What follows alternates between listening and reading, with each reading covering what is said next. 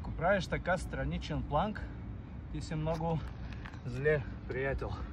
Сега ще обясня основни грешки, можеш да запазиш това видео, после да ползваш и разкажа малко за прогресия, как можеш да надграждаш този страничен планк. Първо основна грешка, кога хора вдигат рамо и държат рамо тук към ухо.